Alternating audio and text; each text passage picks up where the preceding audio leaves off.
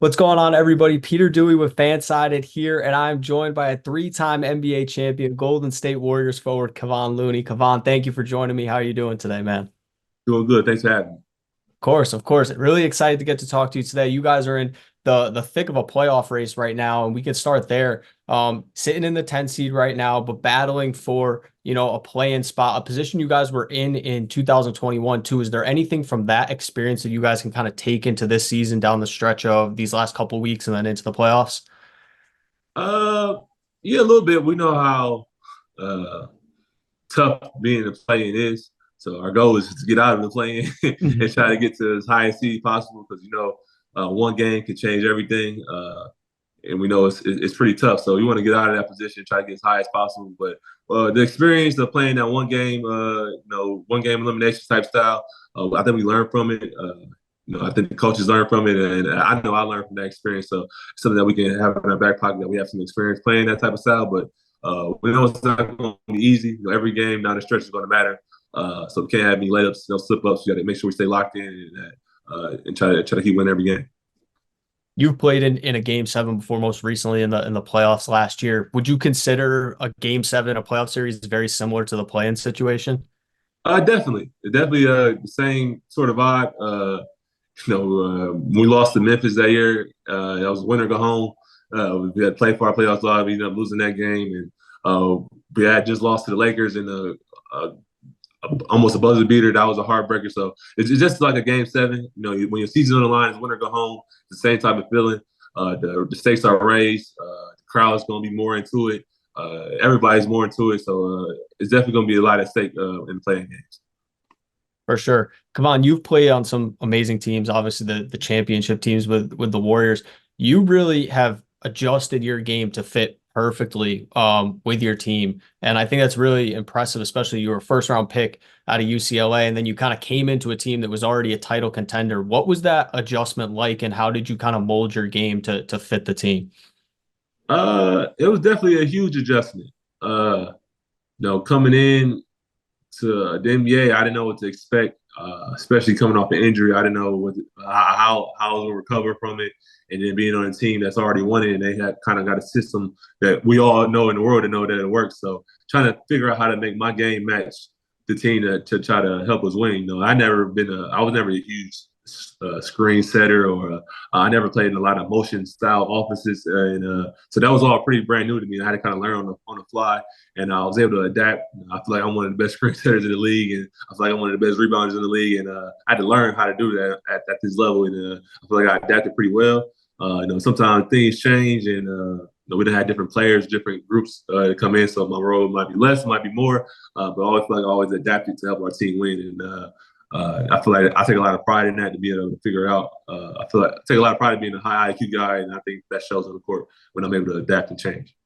100%. I think that it goes to show why you guys have had so much success, especially, you and Draymond really fitting perfectly to play in that offense with Steph and Klay. How fun is it to play with those guys, especially when they get it going? That's no experience like it. When you got Steph and Klay going, and Draymond's yelling at the crowd, and teams are don't know what to do, and we got it going, and it's nothing like it. Those third quarters that chase and third quarters that are awkward was something that you can never forget. How loud the crowd gets, and Steph is in three, he's doing his celebration, he's doing his dances, and it's no feeling like it. That's the reason you want to play, is to be able to be on that stage, play at the highest level, and be able to entertain the crowd and entertain the whole country. And I feel like our team has had a great run. We're still building. We're still trying to extend this run, and I think we got the talent to do it. But those memories I never forget. Come on, you're partnering with a Visline right now.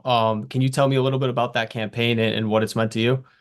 Yeah, I've been with Visline since September, and it's been a dope experience. I've always been a guy that smiled a lot, but I always wanted to improve my smile, and but I always want to keep my signature look. I had to keep my gap, and that was one of my deal breakers about getting my teeth fixed. And when I realized with Invisalign that it was customizable, I'll be able to keep my gap and still fix my smile, and fix some of the small things I thought I had wrong with it. It's been great. So I've been smiling a lot this year, even though there's been a lot of ups and downs, and a lot of adversity, but I'm able to still keep a smile and still feel good about myself and still stay confident because of the Visline. So it's been a great partnership, and I advise anybody that has any insecurities about their smile or her teeth, or they want to make some little enhancements, go with the Visline. That's awesome. Yeah. I want to ask you real quick about some of your teammates, especially Chris Paul, who you Yeah. went from being an enemy, facing him in the playoffs in Houston, to now he's your teammate. What was that experience like, adding him Uh, to the roster? it's been dope. I didn't know what to expect. Over the years, people asking me, "Who's y'all guys' rival?" I'm like, well, it's kind of been LeBron and Chris Paul. Wherever Chris Paul's playing with, either the Clippers, the Phoenix or Houston or whatever team he's on, that's our rival. So I didn't know what to expect. Coming in, I always competed against them, and I never really got a chance to talk to him. So you never know what to expect when the guys come into the locker room. But he's been a great teammate. He's been a great leader for this team. He's a guy that you can just have a conversation with about basketball, about life.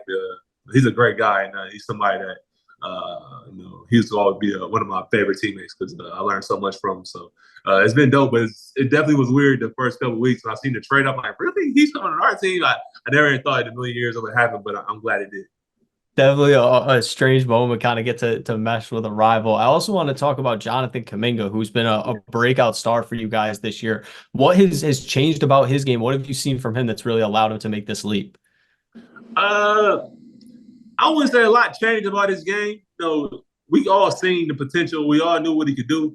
I think he's just been more consistent. I think he's earned the trust of coach and all the other guys to put the ball in his hands more. And I think he's shown and proven that why he's always been a highly touted guy, why he's so talented, why guys think so highly of him. I think his mindset has been a lot better. I think his IQ has grown a lot more. He's seen the floor better. He's seen the game better. We always knew the talent was there. We knew his game was there. It's just about putting it together.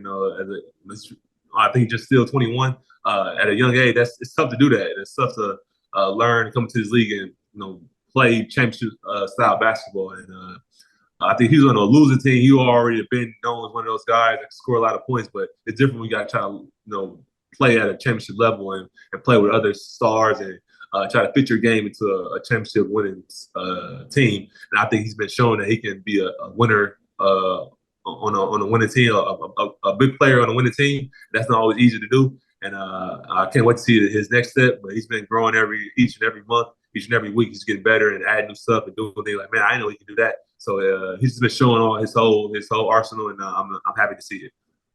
It's awesome. It's great that you guys have, the veteran leadership too, to kind of bring a guy like that along. Obviously, between yourself, Steph, Klay, Draymond, now Chris Paul. I am curious, do you have a moment, maybe something that, most people would know, that Steph moment, you're like, just like, wow, this guy's insane, whether it's like shooting the ball, something in practice where you're just like, how is this possible that he can do this? Well, Steph, that's a lot of moments like that. I would go as a more recent. I think this year in training camp, uh, he had Gary and JK guarding him in practice, and them some really good defenders right there. And I don't know if something made him mad or what he had going on that day, but he decided to turn on and be full Steph Curry mode, and he hit some crazy shots. I think he almost made somebody fall. He hit a three, got an and one, and it was like, oh, okay, like. This is why Steph Curry. Steph Curry. Sometimes he usually stays before the game. In practice, he kind of just be chilling and he'll do his little things. But this day, he decided like he was going to put on a show and prove a point. And that was this year. I'm like, man, this man is 35, 36, and he hadn't lost a step. He might be getting better. So that was something like, man, this guy's amazing. Sometimes you get used to it, you get numb to all the great things that he's doing, the 3-point records, and I've seen him make 105 threes in a row. You kind of get numb to some of the things he do, but sometimes he'll remind you, like, man, like this dude is one of the best ever for a reason. Yeah, that's pretty crazy. Holy moly.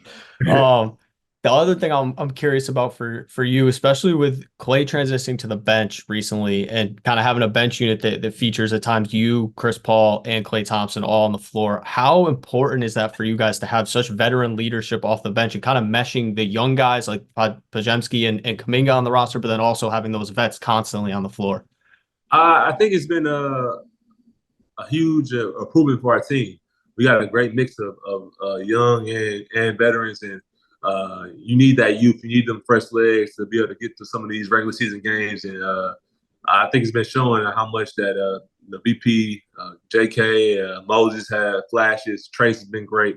They know how to play. Sometimes you need the better just to make sure that everything goes right and we're playing the style of basketball that we want. But them guys have been learning on the fly. They've been picking up everything quick, everything that coach is asking of them. They've been doing it to a high level. And when they start playing with our team, really turn the corner. And I think a lot of credit goes to JK, Trace, and BP for making a huge impact. For sure, for sure. Kevon, last question I got for you. You're a three-time champion, obviously won them in two in a row and then had a little break before you guys won the third one. If you had to choose, is there one that is your favorite of those three, or an experience over those championship runs that is your favorite of those three? For sure, the last one. The last one was dope. That was probably my best playoff run. So selfishly, I always gonna remember that one. Being in a historic place like Boston, I watched them growing up my whole life. I remember the Kobe versus Celtics series and stuff like that. So be able to win in Boston and have my parents there was just an amazing feeling. That was a great run, and it was just a great story. But run, nobody thought we was going to win it. Everybody doubted us, and for us to go from the play-in to the finals and win we was in the play-in the year before and lost and came back and made a run like that was special. That's something that I always remember. So that's my favorite one. Awesome. Kevon, thank you so much for joining me today. Best of luck to you guys the rest of the season, pulling for you. Hopefully you guys can get into the playoffs and make some noise. I appreciate it, man. Thanks.